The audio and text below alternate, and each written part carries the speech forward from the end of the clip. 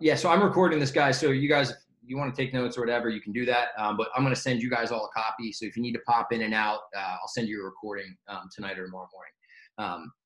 This Princeton game is early in the season, probably 5-6 games in last year. And then we'll watch a lot of our Yale film. So you'll see Reed at the end of the year. And you're just going to, in that 6-week period, see some big changes. So as we go here in this first one, a lot of this we're going to go in slow-mo. We want to get our feet set. And so I would break down all goals that we give up in 3 buckets, right? There's goals that we want back. Like I made a mistake. It was a 15-yard step down. I just missed it for whatever reason, right? And that's one where I'm telling my defense, like, hey, give me that one again. I got the next one.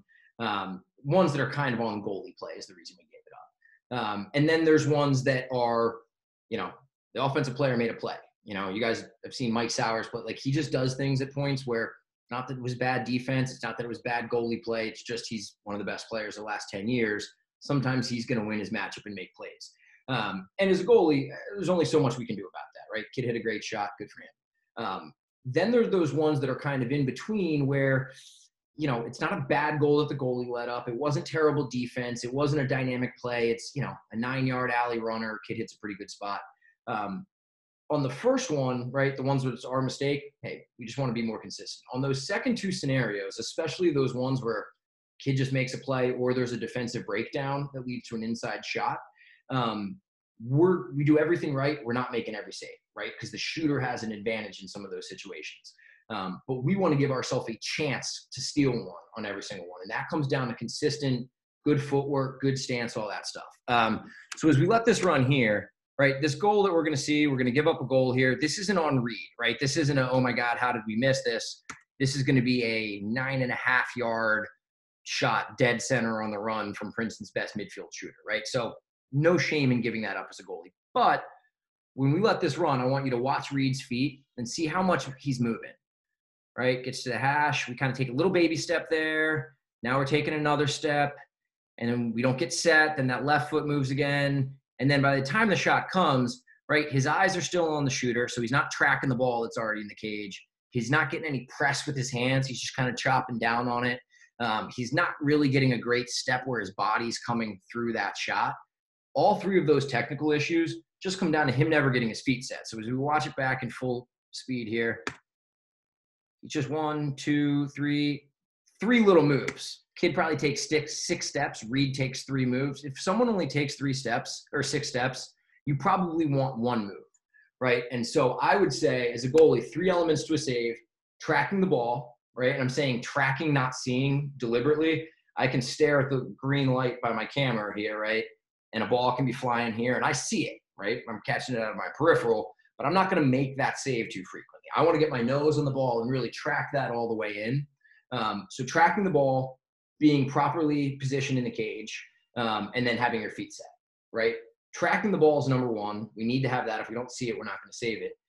Those other 2 can kind of push-pull. If I need to sacrifice one for the other between positioning and being set, right, I will take being a little bit out of position, but having my feet set to step and cover that space every single time, all right? And so that's why if Reed had taken 1 step instead of 3 little ones, right, even if his positioning wasn't perfect, his feet would be set and he'd be able to make it up. Next one here is going to be a little funky. Fast forward a little bit. Right, so this attackman dodges up, gets to the goal line extended right here. And if he gets the shot, he's 2 yards out. Shooter's got an advantage here, right? A little bit of a low anger, but a shooter's got an advantage here. All right, if Reed just sets his feet, gets his hips underneath him a little bit on this near side pipe, he's got a great chance to make a big save, especially as a big goalie like he is. But as we go here, he does this little kind of question mark inside roll move. We're in good shape until he unsettles his feet. And you see how his right foot's actually coming out of the cage here, right? He's getting happy feet. We're giving up way too much goal right there. And it's funky. This one actually goes in and kind of hits that bottom bar and counts as a goal. Right, so those are 2 clips from early in the season last year. Neither one of those goals are shots that, frankly, we want to give up as a D. Neither one of those are weak goals from a goalie's perspective, right? But if we have quieter feet, which we're going to watch what it looks like in the next couple clips here, he's got an infinitely better chance to make a save. Does that make sense to you guys? Beautiful. Yeah. All right, now these next handful of clips here are going to be much, much better, right? So this is later in the season. Think back to that first one we watched where it was a little bit of a sweep to the middle here, and Reed was, for every maybe 2 steps the shooter took, he was taking a step, right? And he got caught unsettled. Look at the difference here, right? So ball comes up, Yale's best righty midfield dodger and shooter. At the point where he gets to the hash marks, right? Freeze here. Reed set, right? Set, in position, great, square to the ball, we love it. This guy is going to – now we're man down here, so it's not a dodge, it's a carry, right? But the concept is the same. He's going to carry from hash mark and 18 on the right side of the cage to about 10 yards and hash mark on the left side. So he's probably covering 12 to 15 yards. He takes like 9 steps here, right? Compare that first one that we watched there to Reed right here. On a dodge where the guy's covering as much, if not more ground, because he's actually going to the opposite hash. 1 step and a little adjustment, so kind of 1.5 step, and then he sets. So at this point, he's in the middle, ball's in the middle. These last 6 or 7 yards this guy carries, Reed doesn't even think about moving his feet. Right, so at this point, does the shooter have a little bit more net near side than Reed would like if he was just setting to a warm-up shot? Yeah, probably 6 inches, 8 inches, right? But it's not a big deal. If his feet are set and he shoots here, take a short step, get through, and be in a great spot, right? As we come here, still stay set, and now he's moving to the ball, right? One other little thing, we're not going to talk a lot about screens, right? But I like the way that Reed navigates kind of this traffic right in here. See this little left lean right there? Doesn't unsettle his feet. He's not doing something crazy where he's trying to like look around here and leave his hands. He's basically in his stance. It's just a slight little lean so we can see. And then when the shot comes, bang, he's down on it. One question I get a lot, especially from young goalies, but also for guys kind of in high school getting ready to go to college, is about, all right, going down to your knees or down to your legs on low shots. Big picture, right? We don't want to do it a ton, especially during warm-ups. Like if I know that shots are going at my feet or shots are going off stick low, stick side low, I should be able to get down there with a good hard step, get my body over top of it, keep nice and athletic, and make that safe because I know where it's going. And that's building great technique, right? Big hard step, nose on the ball, chest behind it. I'm crowding that low shot. But in a game, right, where there's a little bit of a screen, you got to defend the full 6x6 in here. Every now and then, the ball's going to get a little bit in on you before you get a good read, all right? My rule with Reed, who frankly, before we kind of got going during the season, he went down a little bit too much probably. It was not to say, hey, you can't go down, right? Because at times for him, it was the best play, and he was good at it. It was, you got to get your nose on the ball, right? So I'm not just kind of flopping and trying to get hit. And your first move has to be out off your goal line. But if he's driving out and down on the ball and he's like this one when we let it go, he catches it cleanly. He's moving forward. It's not super athletic. It's a little bit awkward looking, but his nose is on the ball. I want to take it back right here. When he makes this save, nose is on the ball, weight's coming off the goal line, I'm fine with it. Again, we don't want to practice our saves that way. We want to practice with better technique. But in a game, I don't want you guys thinking too much. We do the work in practice. We build good technique and fundamentals.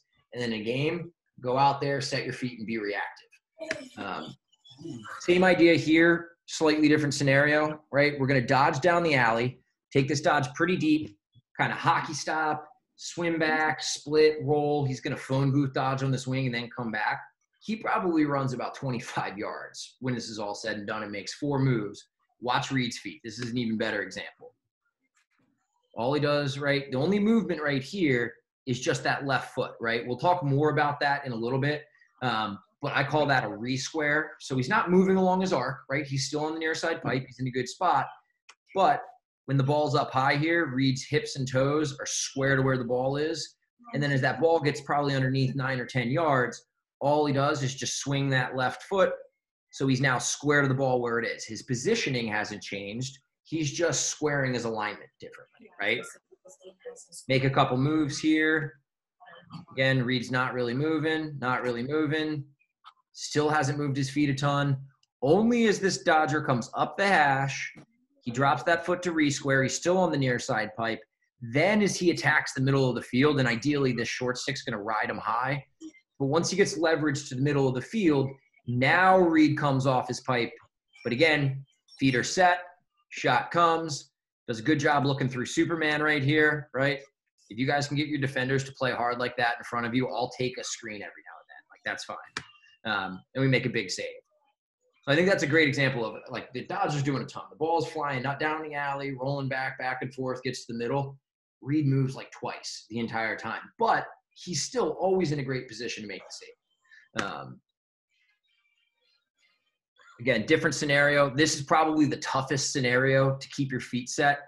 They're going to get in a little bit of a wrestling match here, and then this kid's going to get going right down the gut running at the goal. And that's where I see a lot of times goalies kind of start waddling out at the shooter, right? Get your feet set.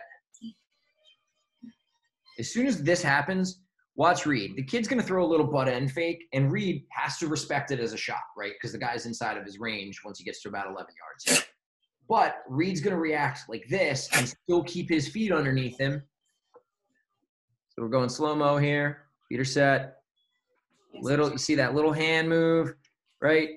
Right there. But he still has his feet set. And then when the shot comes, he's able to get a big, hard drive out to that ball. And you see how his nose is on that ball, right? He's not reaching away.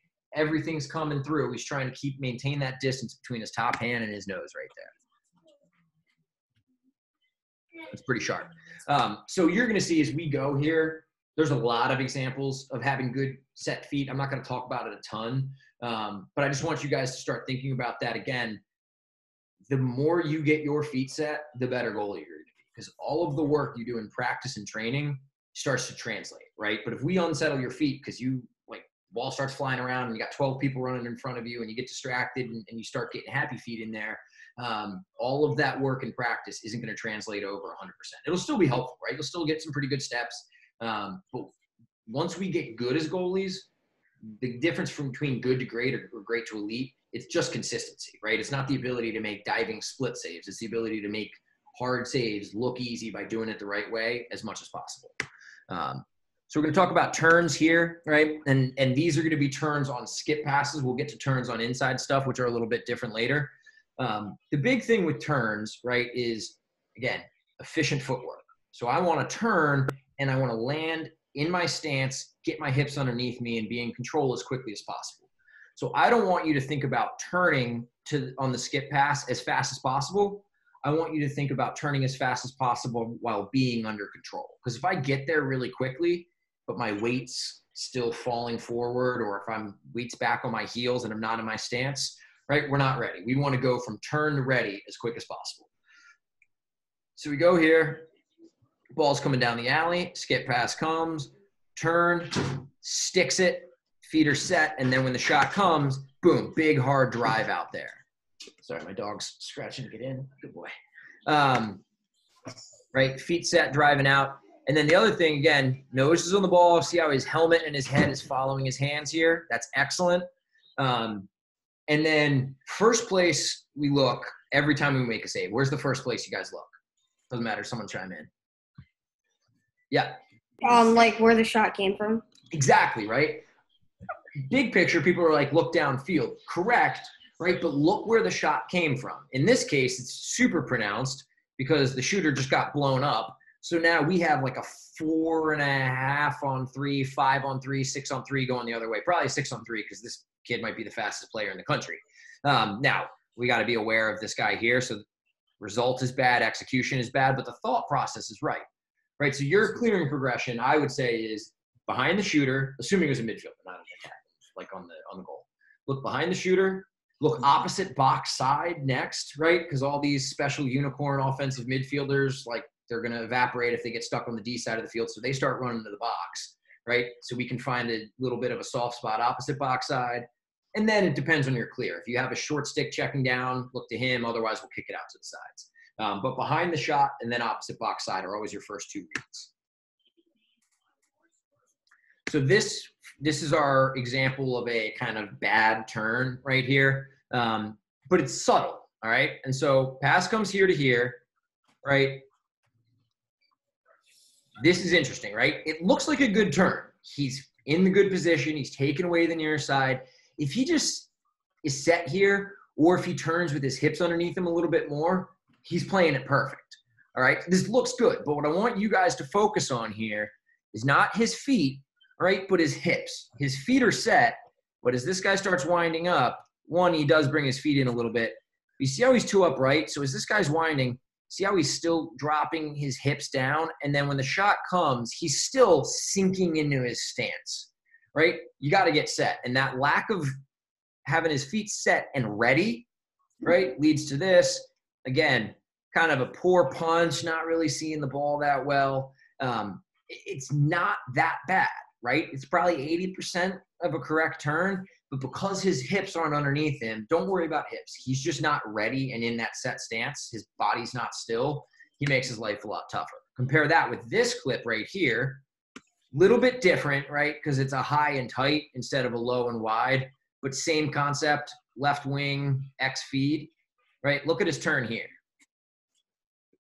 His feet are set, his hips are set, his whole body's still before this guy has gotten his shot off. And look at the difference in stepping right there, right? He's just in a position to step more, so his step's better. Funny how that works. Great job, looks downfield, and we're off to the races.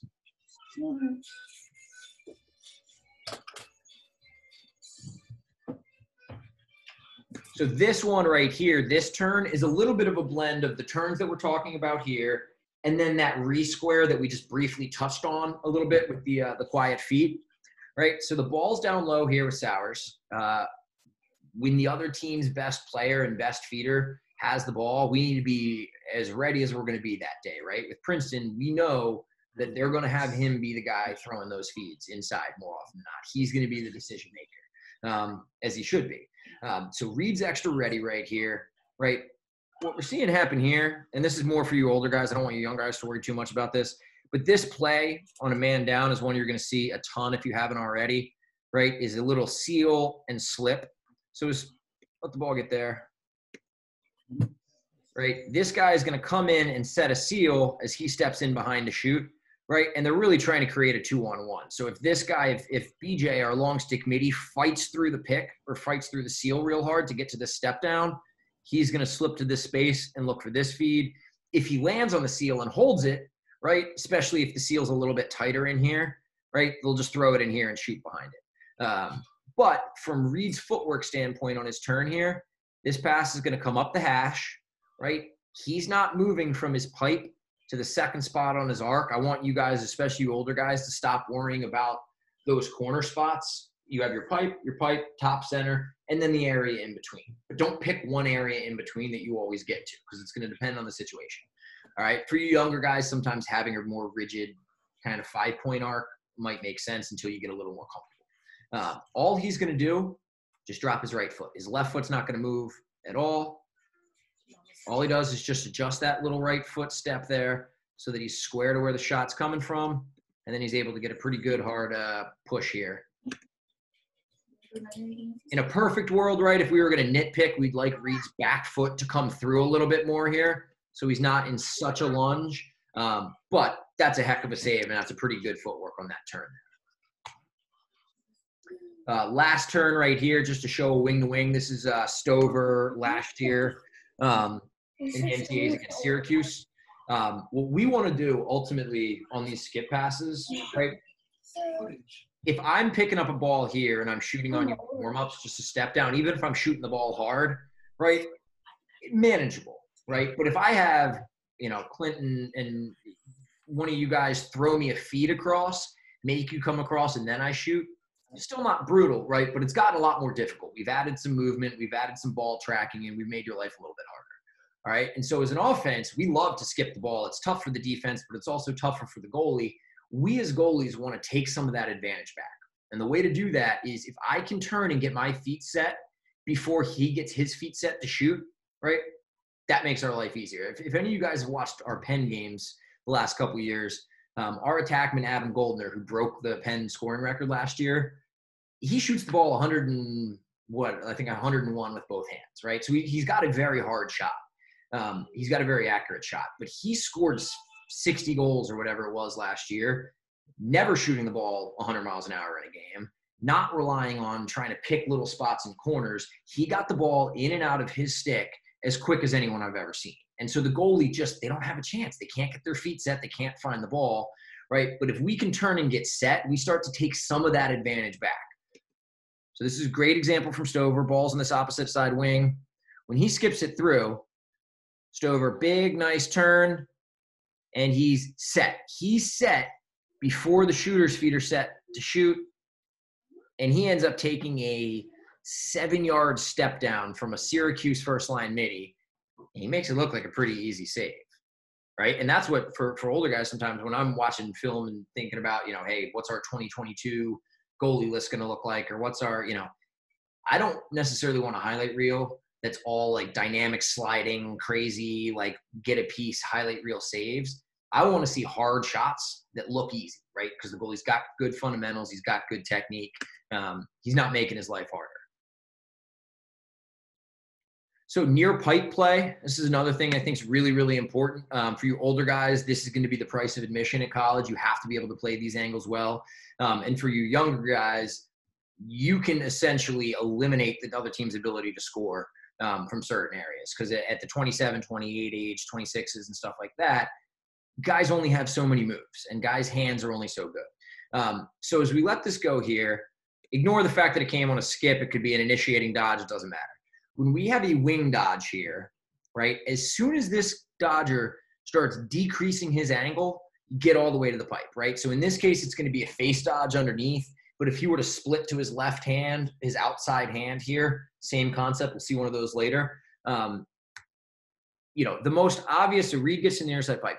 The most obvious reason for why we want to play near side, right, is it limits his options, right? If I stand a little off the pipe, he can still score far, but he can score near. So I've got to cover more spots on the cage, which makes my life a little bit tougher. I should get a pretty good step off here because I know where he has to shoot more often than not. And the another little thing is a 7-yard save to the front pipe is 7 yards. 7-yard shot or a shot from the same spot to the back pipe might be like 8.5 yards. So you have a little bit more reaction time. But the thing that I want you guys to think of is that there's a 7-man unit here trying to protect the cage, right? And so if Reed does his job like he has here, taking away near side, there's really only 2 ways that this shooter, while he's decreasing his angle and going downhill, can get the ball to the far pipe, right? He can extend his stick upfield and in to the inside to try and open up a little bit of that backside pipe. Like we tell offensive players that your stick has eyes. So this shot sees a different amount of net as a sidearm, right? So he can try and reach far side, but if Reed's taken away near and he reaches far, right, we've got this on-ball defender to throw that check. So he's really protecting that far side reach. The other thing he can do here is he can attack the top of the crease with his feet, right? He can try and get underneath, attack up and in here, and open up a little bit more net far pipe, but we've got a slide ready to defend that, right? So if Reed is a little bit sloppy and not taking away near side, he can dodge to the pipe, bring it to his ear, and finish near side. But if we take away near, he's got to try and reach and not get his stick taken out of his hand, or attack the top of the middle and not get like his head taken off. It really limits his options to 5-hole, or for some of you younger guys who are still growing, they can obviously go over your head. But that'll start to get easier as you get older, so I wouldn't worry too much about it. He's just ready for 5-hole. That's the only net they see. Reed's aware of that, closes the wickets there, and we're in good shape. Another thing, and this doesn't just apply to near pipe play, but I think is probably the prime example of it. I've been talking to goalies a lot recently about being aware of like what I would call hidden saves. All right.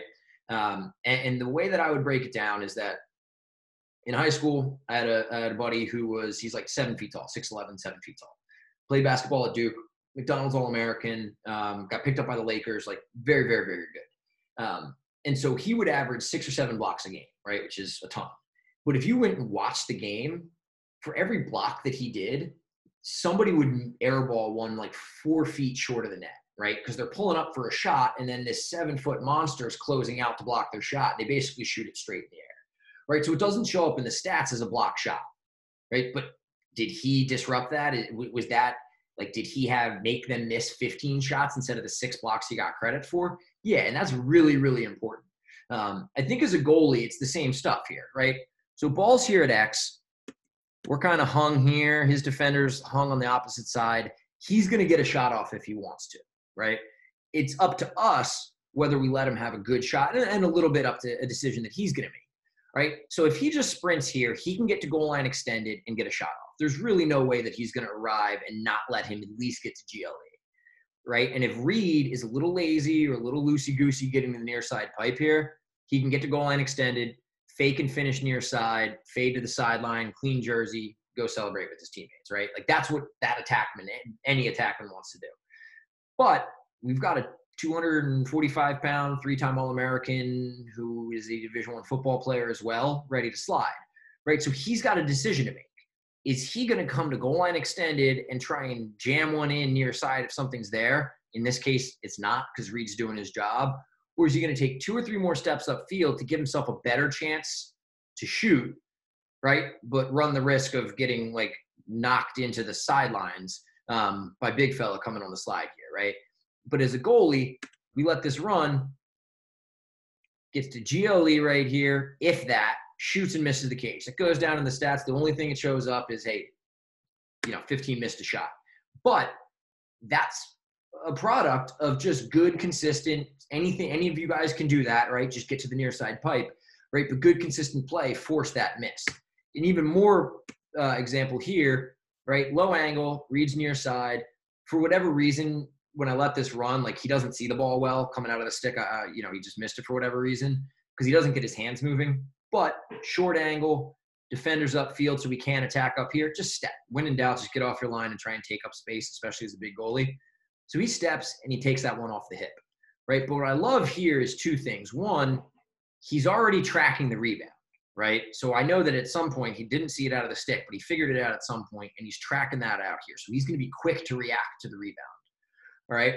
The other thing, at this point right here, best attackman for Yale, basically an open net. If Reed's a little slower to react right here, he's not even shooting. He's just throwing in an open net. He'll never miss that shot. He's way too good to miss that shot. But Reed's ability to track the ball, hustle, and then get set on the near side pipe right here where he should be, and again, look through these guys, it forces him to actually take a shot and try and beat Reed, right, and beat him to the far pipe. Right, misses the cage. And that more than the one before, like, again, doesn't show up in the stats or anything like that. But that's taking, 9 out of 10 times, 95 out of 100 times. If Reed doesn't do those 3 things, track the ball quickly, get up, and then get to the near side pipe, it's a goal, like, almost 100% of the time. And we win this game in the Ivy League Championship 12-11, right? So these plays start to add up. So I want you guys to think about this is having good technique and having a good, process. Not only are you going to make more saves, but more importantly, you're going to give up less goals, right? Making a lot of saves is great, but if you give up 15 goals, you're probably going to lose. We want to give up as few goals as possible. Biggest part of that is making saves, but there's other ways that we can, contribute to winning games by doing that. So this is very similar to the first one, right? Drives up, rolls back, left hand outside, so it's not that face dodge, duck under move. It's an outside hand, low alley dodge. Same concept, though. He's decreasing his angle, right? If he wants to finish far side with any consistency, he's going to have to reach in, stick check, attack the top of the crease, we slide. Or he can try this, which is a outside hand. He's a righty, so offhand, trying to jam it off that pipe. And look, he's good. He had 100 points or something like that. Sometimes, like we said at the beginning, the ways you can give up goals, sometimes kids are going to make plays, right? They're good shooters. They're good players. They're going to get there. It's just like attackman's going to throw a great fake and you're just going to steal it because you're a good goalie. But lefty outside hand runner for an attackman trying to hit that spot. If he beats us there, he beats us there, but I don't think he's going to do that too frequently, right? So we've made his life harder. The one thing I'd like to see from Reed here, he's almost over hugging the pipe. I'd like to see his leg not collapse and his hip not collapse so that he's stepping through. But misses the cage because we're in the good spot. It's pretty sharp.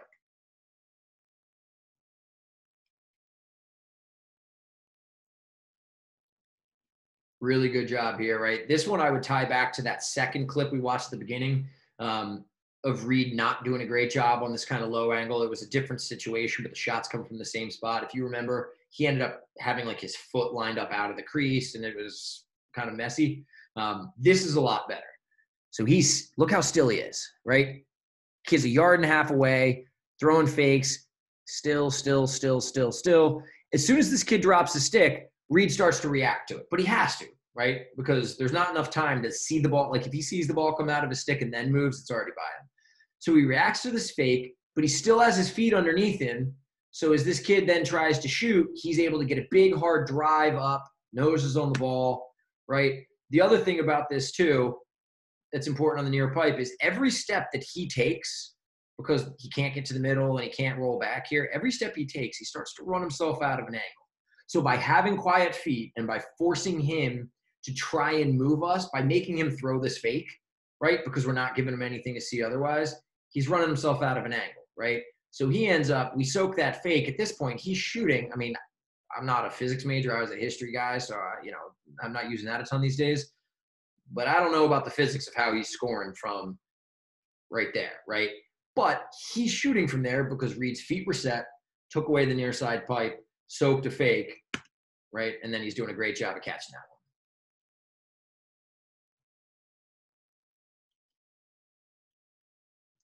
one. Last one here, right? A little bit of a low runner here. Feet are set. I would like to have Reed be more in his stance here. He's kind of chilling, standing upright, and then dropping into his stance. That's something he can do a little bit better. But at this point, right, Sowers can't roll back because he's fast, so he ran by somebody. He's got the crease as an extra defender here, so he really has to get this shot off. He can't go near side because Reed's taking away near side, and he's a righty here. So Reed knows more or less where the shot's going. And he'll hit this sometimes, right, because he's right on top of him. But he gives himself a really good opportunity to make a big save on one of the best players in the country from a foot and a half away because he's limited options, taking near side, and then a big hard drive through. And then last one here, this is just an example of, look, sometimes guys are going to make plays. I would say that Stover has this near side covered really, really well here, right? Kid slips one through the near side. If that's how you get scored on near side, I wouldn't change a whole lot, right? You want to think process. So if you're giving up goals near side, if you're giving up goals, from a little bit out, like you want to evaluate and think in yourself, hey, is there something I could have done better there? But the fact that we're saying, hey, take away the near side doesn't mean that every time you get beat near side, you're doing something wrong, right? Because I can't hug it like a pencil because I've got to be able to get to the far side where I'm trying to make them shoot. So like in this last one, I wouldn't say, oh, you did it, like kid made a play, it was a little bit fluky, frankly, whatever. Don't change your process just because you got scored on. Change your process if the process is the reason you got scored on. So this is, we'll go a little more into into depth on the re-square on the shooter right here. So as a Dodger, this is a good example of what it looks like, right? Ball's down low here. Reed's on his near side pipe, not square to where the guy is because he can't score here, square to about 2 yards, right? So he's ready when the guy becomes a threat to shoot. As that dodge starts to come up the hash, right? Shooter has a step on the defender. So we really don't have to worry about the inside roll or the question mark dodge too much right now because he'd be coming back into his man. So we're really treating this up the hash dodge, right? And then as he gets a little bit higher, right? See Reed's kind of square to behind him right now. So we want to move and be in a better spot to make the save, but we don't want to give him that near side option.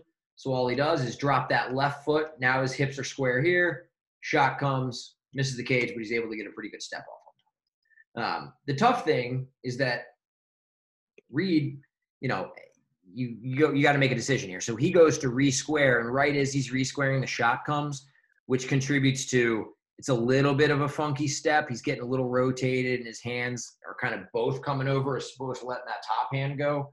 So you have to make a decision, right? So I wouldn't even say that Reed was wrong there or did anything wrong. But that's the tough part. Every time you move, you do unsettle yourself and you make your life a little harder. And we'll watch one in a sec here where we see that same situation hurt him a little bit more, right? So same idea as that last one.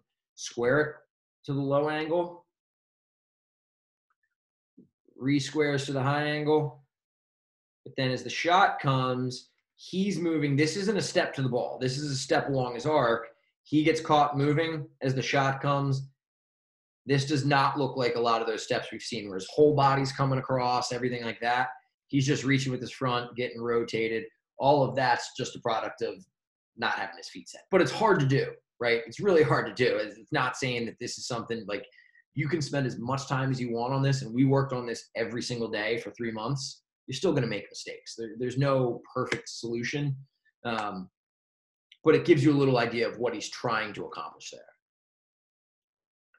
Really good up the hash re-square here, right? So feed comes, all he does is drop that left foot, so he's now square to the ball, but his right foot's still there. If the shot came as he's swinging that left foot, he still actually would get a pretty good step because his drive foot never moves. Shot comes, boom, big hard step, nose behind the ball. We like it. This is one young guys in middle school, don't use this one specific thing yet. Don't use the re-square down the alley. You're generally not tall enough and you don't have a wide enough base for this to work. But for some of you older guys, when these dodges start out closer to the hash mark, not dead center, and we're playing good inside defense to push them even wider, right? You can do what Stover does here, which he's basically lining up. At this point, he knows the shot's coming down this way, right? So he is lined up with his left foot on the pipe and his toes square to where the guy's going to start to become a threat, 18 yards. Not that they're going to score from 18, but about 18 yards, just like we're square to about 2 yards when they come up the hash, right? And then as this goes downhill, so Stover's square to the ball here. We let the dodge come a little bit deeper. Once it gets down to about 9, 10 yards, something like that, right? We now are in a position where his feet are square here and the ball's down. So it's a little bit uncomfortable. We can still make the save, but it's not a perfect situation, right? So what I like Stover does here, I would say we're re-squaring or we're closing the door. All he does is just swing that right foot a little bit, right? Left foot never moves, still on the near side, but now he's square to where the ball is. Now this sucks because they give up a duck under and get scored on. That has nothing to do with the clip. But here's another one. Same thing, right? Square to the top of the box. Dodge comes under 10 yards. Close the gate. Get square again, right? Missed the cage. But he's in a good spot right there. So that's something for Hobbsy. If you're on this, I know we've messed around with that a little bit. But for you guys that are in high school or 5'10" and taller, if any of you guys are like freakishly large middle schoolers, that's something that you can do. You don't have to do it, but you can play around with it. Younger guys, I would not do that yet, just because, you're not on the pipe when they're dodging there because you have to take bigger steps. This is probably everyone's favorite in-tight play. When we make these in-tight saves, I would say this is kind of an extension of the turns, but turns to in-tight. When we have to contend with these inside, again, we're doing 3 things. I've got to get my eyes, my hands, and my feet and body turned to the shooter, right, on these inside feeds. Of those, my feet are always, always, always going to be the slowest of the 3 things. I can usually do this really fast, my hands almost as fast, and my feet significantly slower, even though I am going to go as fast as possible. A lot of goalies, especially young goalies, when you're taught the concept of like eye, thumb, ball, eye, top hand, thumb, and the ball and tracking it this way, what ends up happening a lot of times is your feet dictate how everything turns, right? But if my feet are the slowest thing to turn, that means that I'm kind of slowing my eyes and my hands down.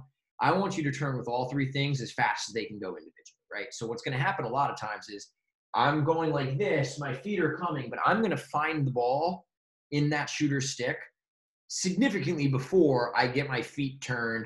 A lot of times I'm not going to be able to turn, set, and then re-step on these inside ones like we would try and do on the outside because it happens too fast. So what it's going to look like here, attackman dodges up. Our defender's going to go down here, right? So at this point, attackman, hands free at 4 yards, right? Reed has to commit 100% of his attention to the ball here. He can't be taking a peek out here or kind of trying to cheat over to the backside because this guy's going to shoot more often than not, right?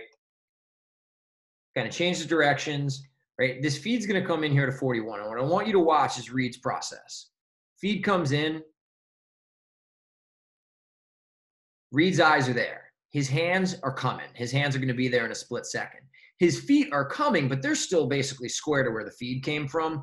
Not because he's slow, but it's just you can only move your feet so fast. You got to get your hips, your chest, your shoulder, all that stuff around.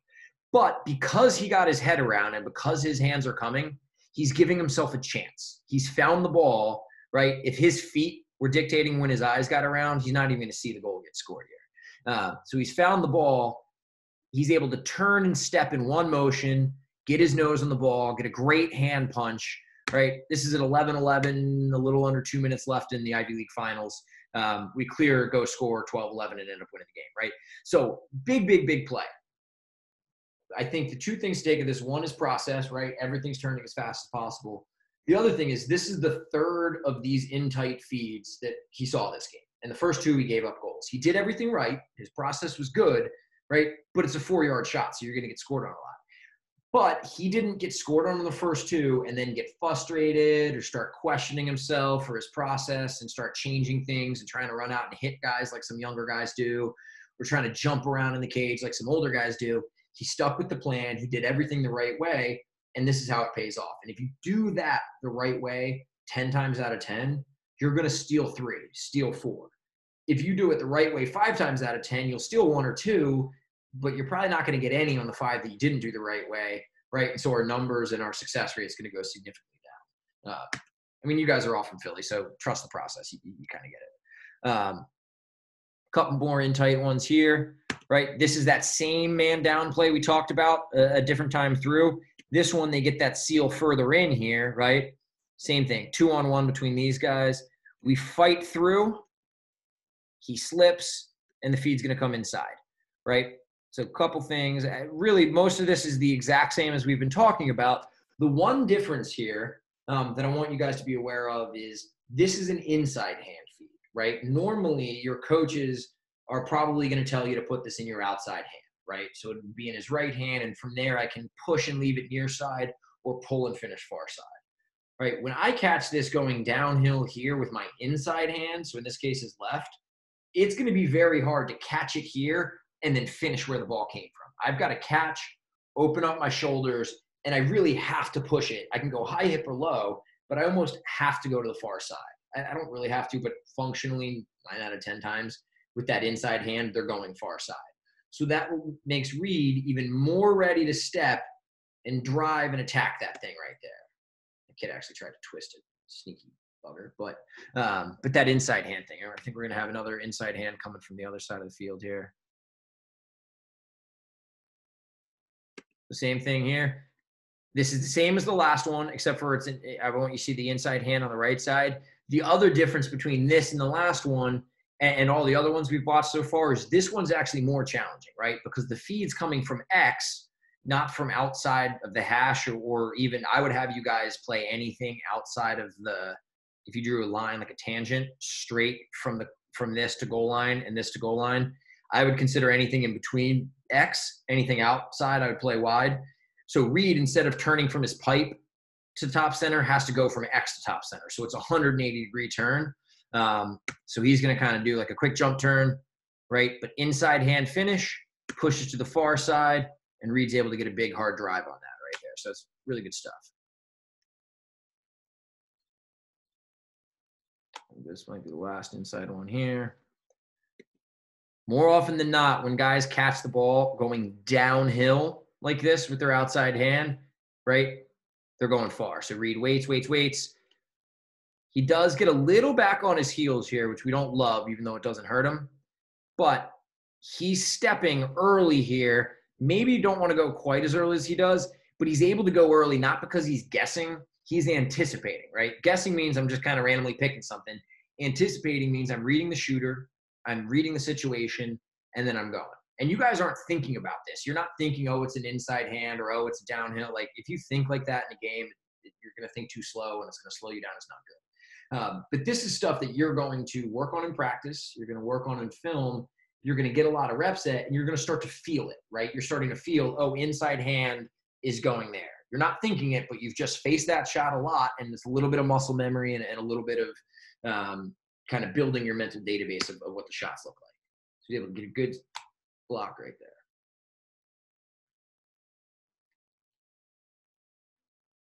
Oh, last one I want to show you here. So this is Troutner against Duke last year. A little funky, right? So feed comes inside. You're going to see number 9 for Duke.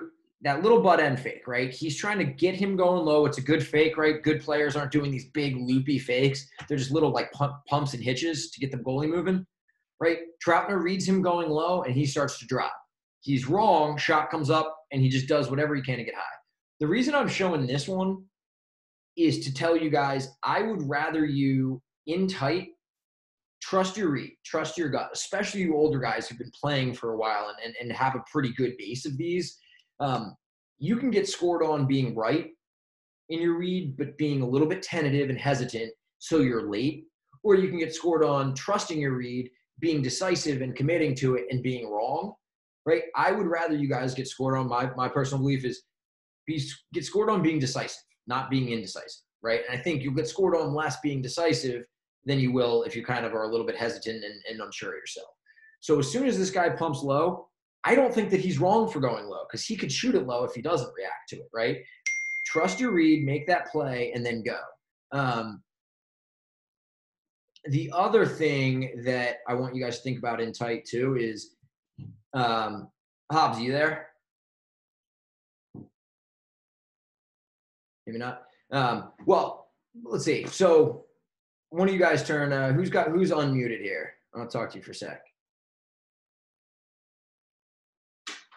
Meredith brothers, somebody?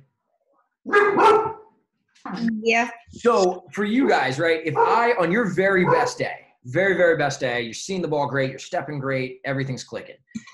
If I get a feed inside and just catch and quick stick one touch, how many out of 10 do you think you can make? I don't hit you. It's not because I missed the cage. Like, you just make a great save. Maybe 3 or 4, if I'm lucky. Let's say 4, right? Shut my door. Sorry, you hear my dog. 4, right? If I have a little bit more time as a shooter and I can fake low to high, high to low, near, far, far, near, whatever it is, best day ever, and I have time to throw one fake, how many do you think you get? Like 2 or 3? Yeah, around that. The success rate goes down because I have more of an advantage. I have more time. If I have time to throw 3, 4, 5 fakes and finish, maybe 1, honestly, maybe 0, if I'm not hitting you and stuff like that, right? And so the reason I want you guys to think about that is that a lot of goalies are so worried about like matching stick and staying with all these fakes that even if they do it right, they're still going to get scored on more often than not. And again, I'm not saying give up or don't try. You're going to do the best you can on every single shot, right? But our success rate is going to go down on everything after the first fake. And so I want you guys to be ready for the quick stick every single time. When they throw a fake, if you can kind of eat that fake and stay with it, be ready to move on that next one, right? And sometimes you'll go, and I'm not saying go automatically every time, be very, very ready to attack that next move, knowing that if they do shoot the next one and you attack it, you've got a pretty good chance to make the play. And if you don't, and I have time, or like if you step and it's not a shot, if I throw another fake, a second, a third, a fourth fake, yeah, you're probably in trouble, but you were probably in trouble to begin with if I had that much time. So I want you guys to focus more on your process, making you successful on quick sticks and one fakes than the 1, 2, 3, 4 behind the back in the corner where good luck staying with that. You'll steal one every now and then, and we still want to try hard and step and stay in it and get our hands and all that good stuff. But quick sticks and one fakes are where we're going to have the most success, where we're going to see the most of those shots, assuming our defense is doing their job. So that wants to be our focal point. Troutner's also just really freaking good at one-on-ones. We're going to skip this because we got a lot of young guys. It's not going to be the answer.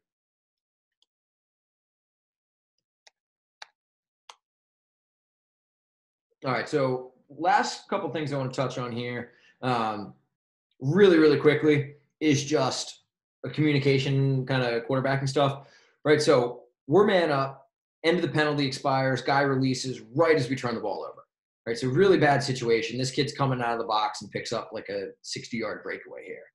All right, when this happens, and the call might be different for every team, but you got to be screaming crash or drop or hole or whatever you guys use.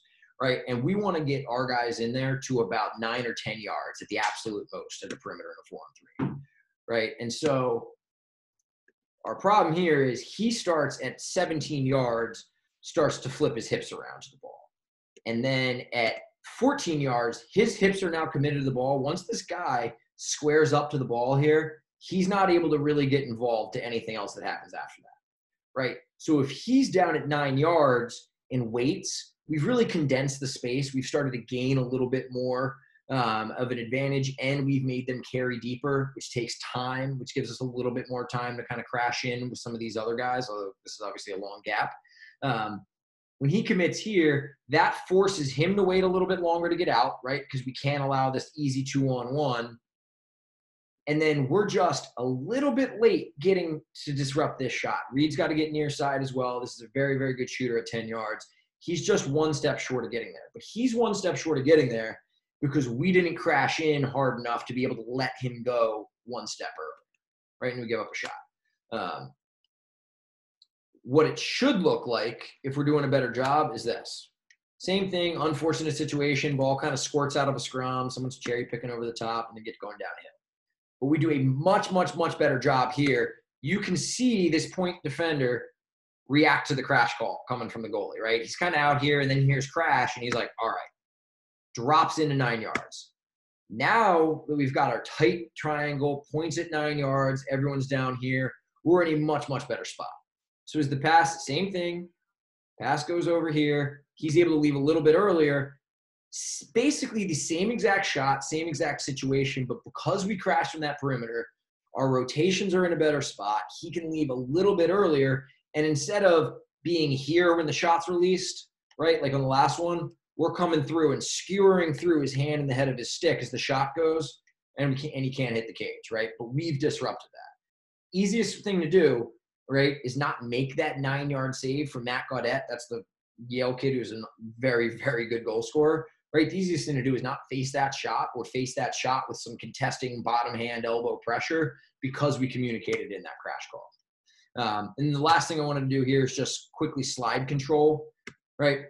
I think, especially for you older goalies, you don't need to be saying who's hot and who's two every time it moves. The defense should be able to communicate that through on their own. But I want you to start to communicate for your own slides as much as possible because you know what shots you want to see better than anybody else in the field, right?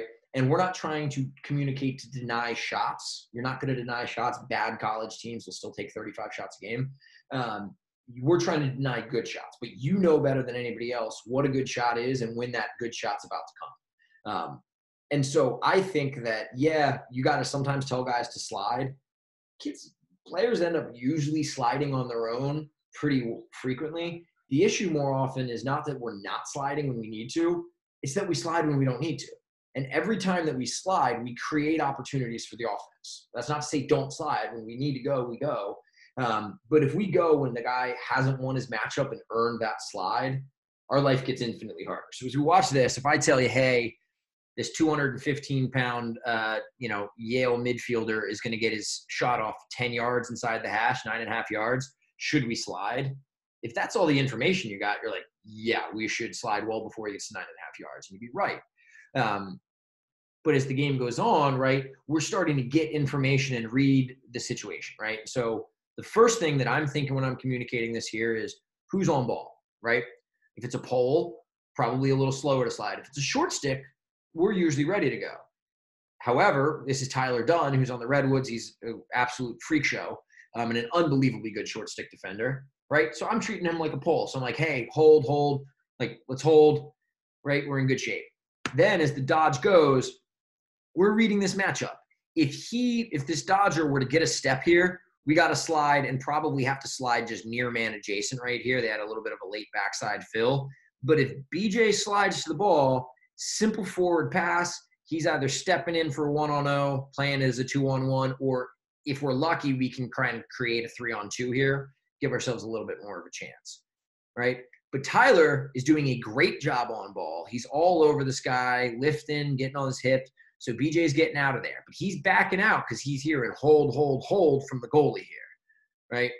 And then this is the point here. If BJ goes, again, we're giving up an easy shot. We're giving up one where Yale's going to have a pretty good look at the cage. But because Tyler, despite being at 9.5, 10 yards, is all over him and bench pressing him into the corner of the field, we're holding. BJ doesn't go, right? And we get a little bit, frankly, of a gumball, even though it's from 9 to 10 yards, because of that pressure. Same thing here, right? Short stick on ball. This kid is very, very, very, very good and athletic, right? So we trust him here. This would be the slide. He's not even thinking about it right here. And again, we're holding because he's getting thrown to the corner of the field, right? We'll take that. We're in good shape. And so that's where I think, and the last thing here, this is kind of about slide control, more about sliding. Let's communicate keeping Dodgers going one way, right? I think a lot of times guys are so worried about, again, not giving up shots or trying to take the ball away on ball that they give the offense something. So we have an attackman, a righty Canadian attackman, right? So he really wants his right hand, really wants to get to the middle of the field on a short stick. Tyler Dunn does a great job fighting him from the middle and rolling him back. At this point right here, we're like 95% of the way to the turnover, right? Noah Lehman's sliding right here. I think he was a Mesa guy back in the day. He's sliding the ball. If Tyler just stays on his back and, like I would say, squeeze or drive and just keeps him going this way, we slide, we double team it, we take the ball away. We're in great shape, right? So I'm saying squeeze or drive as a goalie right here to remind him to keep him going, and we're in good shape. And then I'm probably saying chop, right, to double or clamp or whatever you guys use. Tyler gets a little overexcited and tries to throw a check downfield, right? And so we roll the Dodger away from where the slide's going. Now we've got two guys committed to the ball, but neither one of them are affecting or disrupting the ball, right? And then we give a 7-yarder to a pretty darn good shooter right there. And so that's where, as goalies, if we can control the slides and keep guys going one way as a Dodger, right, we're going to see a lot more favorable shots. So that's what I had. I mean, I've got film for days, but that's what I had clipped up for you guys for today. First of all, any questions, anything that you guys want to, we can pull the film back up. I probably got other stuff that we can use as well. Is there anything that you guys that we've talked about doesn't make sense, want a little clarification, have some thoughts on, anything like that? No. Well, good. What about in general? I mean, like I said, I got time, and if no one has anything, that's not a problem either. But if you guys have any questions just about lacrosse, goalie, anything like that, fishing, I caught a sunfish the other day, so I feel pretty good about myself. Anything else that you guys want to talk through while I got you here?